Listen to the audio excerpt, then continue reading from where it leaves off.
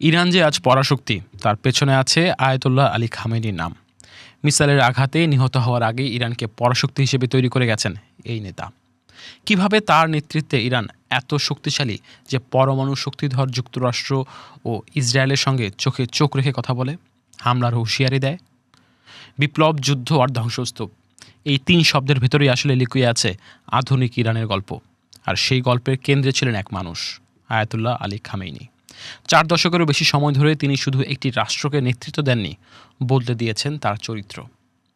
1989 সালে সর্বোচ্চ নেতার দায়িত্ব নেওয়ার সময় ইরান ছিল 8 বছরের ইরান ইরাক যুদ্ধ শেষে বিধ্বস্ত। অর্থনীতি ছিল ভেঙে পড়া, আর আন্তর্জাতিক অঙ্গনে দেশটি ছিল প্রায় একঘরে। কিন্তু খামেনি এই দুর্বলতাকেই শক্তিতে রূপ দেওয়ার কৌশল বেছে নেন।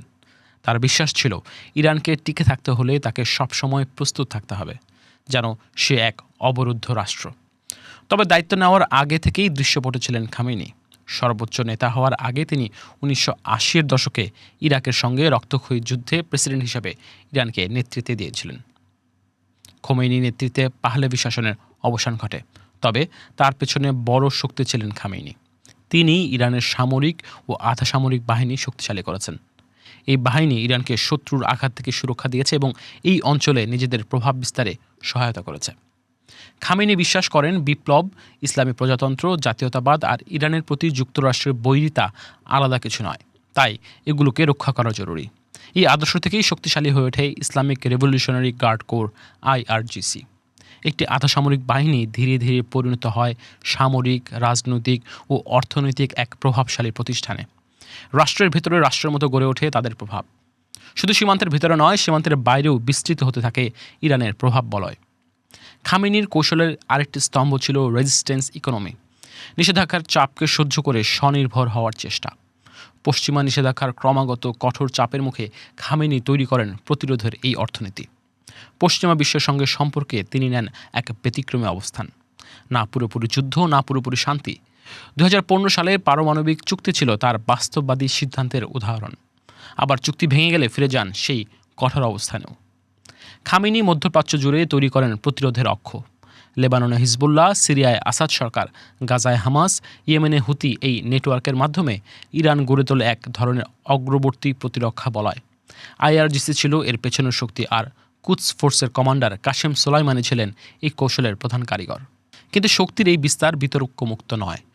2009 সালে গ্রিন মুভমেন্ট, 2019 সালের অর্থনৈতিক বিক্ষোভ, 2022 সালে মাহসা আমিনির মৃত্যুকে ঘিরে আন্দোলন, প্রতিবারই রাষ্ট্র কঠোরভাবে প্রতিক্রিয়া জানিয়েছে।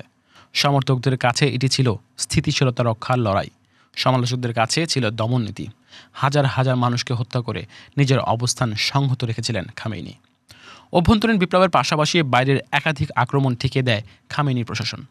সরাসরি সংঘাতের সময় পরমাণু শক্তিধর যুক্তরাষ্ট্র ও ইসরায়েলের চোখে চোখ রেখে কথা বলে। 2025 সালের জুনেই ইসরায়েল যখন হামলা চালায়, তখনও অটল তেহরান। উত্তেজনা, ক্ষেপণাস্ত্র হামলা, 2 সপ্তাহের পূর্ণমাত্রা যুদ্ধ। সেই যুদ্ধে ইসরায়েলের $1 বিলিয়ন প্রতিরক্ষা ব্যবস্থা আয়রন ডোমকে ফাঁকি দিয়ে তাদের ভূখণ্ডে আঘাত আনতে সক্ষম হয় ইরান। যুক্তরাষ্ট্র ও ইসরায়েলের চাপের মুখেও খামেনির অবস্থান ছিল অটল। ইরান আত্মসমর্পণ করবে না। শেষ পর্যন্ত 12 দিনে পর থামে সংঘাত। এবার খামেনিকে থামাতে আরও বড় পরিকল্পনা করে যুক্তরাষ্ট্র ও ইসরায়েল।